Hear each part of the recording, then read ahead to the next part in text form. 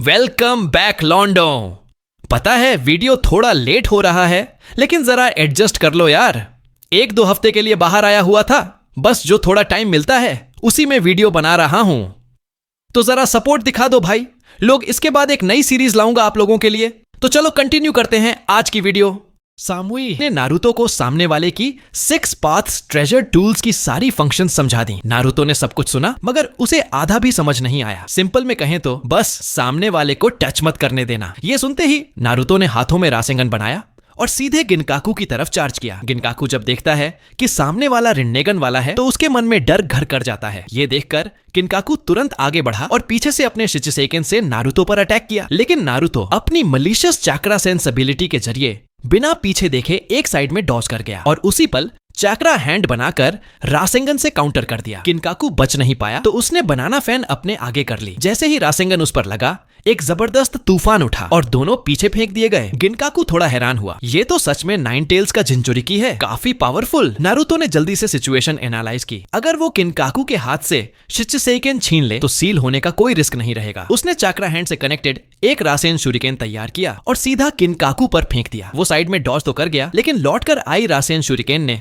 उसकी right hand काट दी, वही हाथ जिसमें शिचिसेकन थी। जैसे ही टूल अलग हुआ, नारुतो ने तुरंत उसे पकड़ लिया और करीब जाकर गिनकाकू को पीछे धक्का दिया। कुछ सेकंड बाद एक सफेद विस्फोट उठा और उसका शरीर फटने लगा। जान बचाने के लिए गिनकाकू ने फुल पावर में जाकर 9 टेल्स चक्रा रिलीज कर दी। 6 पूंछें बाहर निकल आईं। नारुतो थोड़ा चौंका, इतना ज्यादा कुरामा का चक्रा इन्होंने चुरा लिया था। लेकिन अब बिना टूल्स के गिनकाकू उसकी नजरों में बस चक्रा का एक बंडल था। उसकी टेल्स ने नारुतो पर अटैक किया, पर उसने डॉज करते हुए ब्लैक रॉड से उसकी टेल्स को जमीन में पिन कर दिया। गुस्से में गिनकाकू ने टेल्ड बीस्ट बॉम्ब फायर की, पर नारुतो शांत खड़ा रहा। बस हाथ उठाया और प्रेटा पार्ट एक्टिवेट कर दी। वो टेल्ड बीस्ट बॉम्ब एकदम गायब हो गई। अब गिनकाकू पूरी तरह गुस्से में था। उसने सीधा चार्ज किया। नारुतो ने बस एक शिनरा टेंसेई छोड़ी और वो हवा में उछल गया। फिर नारुतो ने ब्लैक रॉड रूट से उसे पूरी तरह ग्राउंड में सील कर दिया। क्योंकि गिनकाकू के अंदर कुरामा का कुछ स्प्लिट चक्रा था, इसलिए नारुतो ने उसे अपने अंदर अब्सॉर्ब नहीं किया, बल्कि एम्बर प्यूरिफाइंग पॉट में सील करके हेड क्वार्टर्स भेज दिया। वो जानता था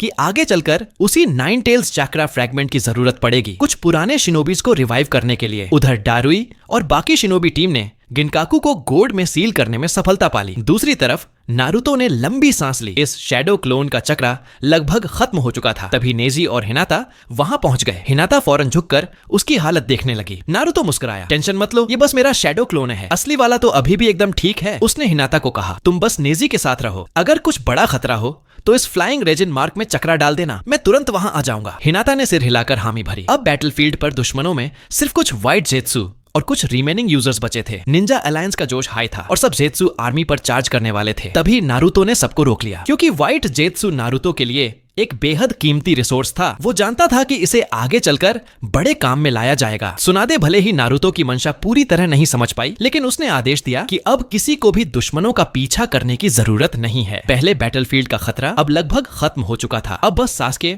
और मादारा की तरफ के मोर्चे बाकी थे। नारुतो ने अपने शैडो क्लोन को निंजा अलायंस हेडक्वार्टर्स की ओर भेज दिया। वहां मौजूद भारी संख्या में गार्ड्स ने उसे आते ही रोकने की कोशिश की, लेकिन शिकाकू नारा ने उन्हें पीछे हटने को कहा, क्योंकि अगर नारुतो चाहता तो वहां मौजूद किसी की जान लेना बस एक पल की बात थी। वो जानता था कि नारुतो यहाँ किसी खास मकसद से आया है। असल में नारुतो चाहता था कि ये शैडो क्लोन वहीं रहे और बतौर स्ट्रेटेजिक एडवाइजर काम करे, क्योंकि पिछली जिंदगी में ओबिटो ने इस हेडक्वार्टर्स पर अटैक करवाया था और नारुतो नहीं चाहता था कि वही त्रासदी दोबारा दोहराई जाए। उसने वहां मौजूद हर शिनोबी के शरीर पर फ्लाइंग राइजिन मार्क लगाया और उनके भीतर थोड़ा सा 9 टेल्स चक्रा ट्रांसफर किया। अब अगर कोई टेल्ड बीस्ट अटैक करता तो ये शैडो क्लोन सबको साथ लेकर फ्लाइंग राइजिन के जरिए सुरक्षित जगह पहुंचा सकता था। शिकाकू ने कुछ पल सोचा, फिर गंभीर होकर एक सवाल पूछा। उसे सुनकर वहां मौजूद सब, खासकर माबुई, एकदम सन्न रह गईं। नारुतो मुस्कुराया और बोला, कमाल है शिकाकू अंकल, तुमने बिल्कुल सही समझा। उसने मान लिया कि शिकाकू की शंका सही थी। ये जंग निंजा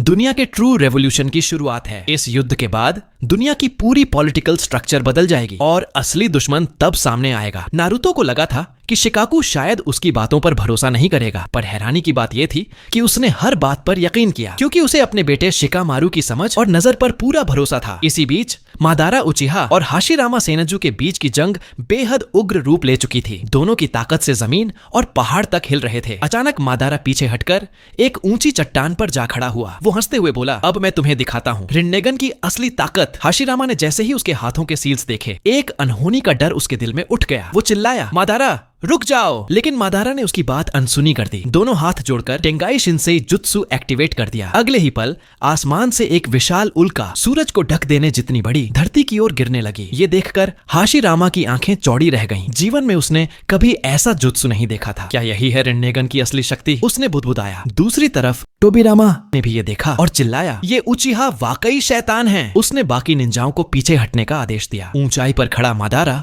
नीचे की अफरा तफरी देख मुस्कुरा रहा था। तभी ओनो की आसमान में उड़ता हुआ गया और ठीक वैसे ही जैसे पिछली लड़ाई में हुआ था, उसने गारा की रेत के साथ मिलकर पहली उल्का को रोक लिया। हाशिरामा ने देखा और सराहा, बहुत बढ़िया। लेकिन तभी दूसरी उल्का पहले से भी तेज गति से नीचे आने लगी। सबकी सांसें थम गईं। ओनोकी की मौत के बेहद करीब था। तभी हाशिरामा की वुड रिलीज की बेलें निकली, जिन्होंने ओनोकी की कमर लपेट ली और उसे सुरक्षित खींच लिया। फिर उसने एक जोरदार दहाड़ लगाई और एक विशाल वुडन शील्ड जुत्सु बना दिया, जिसने सभी निंजाओं को परत दर परत सुरक्षा में ले लिया। अगले ही पल उल्का धरती पर गिरी। आसमान कांप उठा, जमीन चटक गई और हर दिशा में विनाश फैल गया। लेकिन इतनी भीषण टक्कर के बावजूद हाशिरामा का वुड शील्ड जुत्सु यानी बाओ हाई नो जुत्सु टूट नहीं पाया। उसने सबको बचा लिया। ऊपर खड़ा मादारा नीचे की तबाही को देखकर हंस पड़ा। वो बोला, कमाल है हाशिरामा, तुम्हारी ये जिद वाकई दिलचस्प है, लेकिन अब खेल खत्म। वो नीचे झपटा और सीधे हाशिरामा की ओर लपका। हम दोनों कभी साथ नहीं चल पाए, तो क्यों न अब एक हो जाए। मादारा ने मौका पाते ही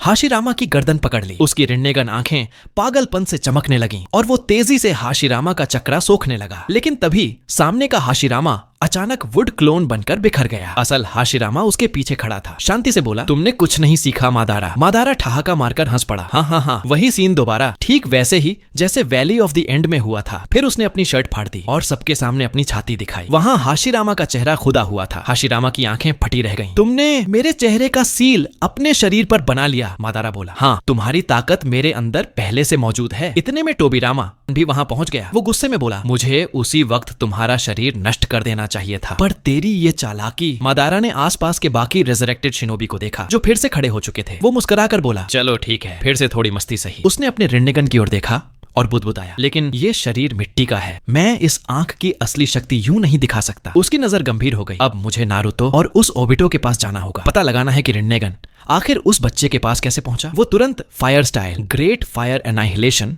जुत्सु चलाता है। आग के पर्दे में छिपकर वो अपनी सुसानो आर्मर समेट लेता है और सीधा ओबिटो की चाक्रा सिग्नेचर की दिशा में निकल पड़ता है। टोबिरामा, हाशिरामा और सारुतोबी पीछे पीछे उसके पीछे दौड़ते हैं। इधर नारुतो और ओबिटो के युद्ध क्षेत्र में किलर बी और मिनाटो मिलकर उन 7 एडो जिंचुरिकी से लड़ रहे थे, जिन्हें सासुके अपने 6 पाथ्स कंट्रोल से बांध रखा था। नारुतो आगे बढ़ने ही वाला था कि सासुके यानी जेत्सु कंट्रोल्ड ओबिटो उसके सामने आ गया। तो बस यहीं तक थी आज की वीडियो।